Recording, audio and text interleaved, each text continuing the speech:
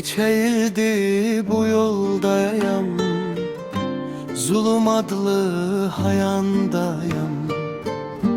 Dost tanışsam kenardayam, çox çətindir belə həyat.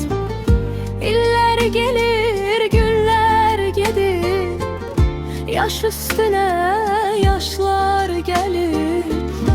Bugün o günden çetin gelir, gücün varsa yaşa hayat. İş güç de çetinleşir, zaman gedir qəlizləşir. İstemediğimiz bezekleşir, insan hakkı yiyen hayat.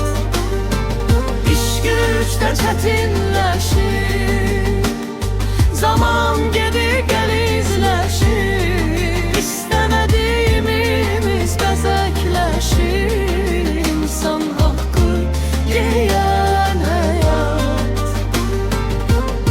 Bir-birimizi tutmaqdansa, köhnələri unutmaqdansa, insaf hörmət olmaqdansa, qazandırır nifrət həyat.